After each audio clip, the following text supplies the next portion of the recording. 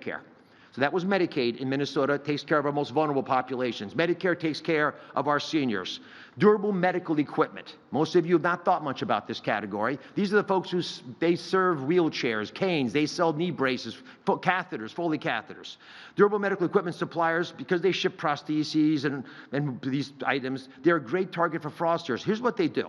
They can steal the beneficiary number, and they never ship the product. They pretend to ship the product, but nothing ever gets sent out. So there's no cost of goods sold, there's no inventory, there's no payroll, no one works in the place, it's empty. But they generate millions of dollars of fake bills. There was a national DME fraud scheme that generated $1.1 billion recently in fraudulent orthotic brace orders. The beneficiaries whose numbers were stolen and used, they couldn't get those products. Imagine if you're on an insulin pump and someone steals your number and orders an insulin pump fictitiously, bills Medicare, and then you come and want to get this to deal with your diabetes. You don't get it. That actually happened. And what happens to those patients? They don't know if their blood sugar's so high or so low that they might die. That's the risks that we're allowing by not taking this seriously. So today, issue number 2 is we're announcing a 6-month national moratorium, blocking all new enrollments for durable medical equipment, prostheses, orthotics, supplies across the board. These crimes are becoming a major source of fraudulent activity. And I'll just mention, Mr. Vice President, South Florida. Do you ever go to McDonald's? Yeah, too much. We had rehearsed this. So there are twice as many durable medical equipment suppliers in South Florida than McDonald's. Wow. And that's not because Secretary Kennedy is closing down McDonald's.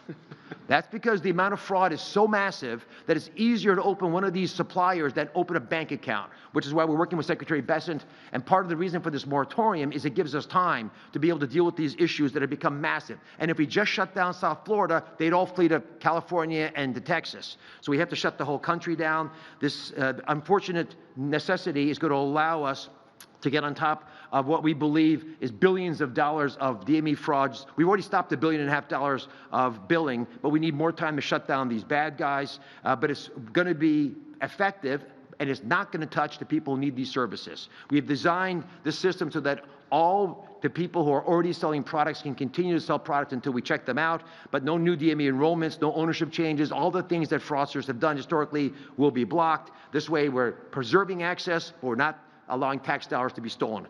Now, you may be asking, why is it so important to crush fraud to assure the affordability of our nation? I'll just give you one example that we just finished dealing with. The Vice President's aware of this. We had skin substitutes that were generating, we believe, this coming year, $23 billion in billing. Because we're able to shut that down to where it's supposed to be, because they have a role when used appropriately, every single senior in America, everyone, is going to get $132 extra money this year, just from that one thing that we shut down. That's the amount of money we're talking about, and it affects all of us. And to that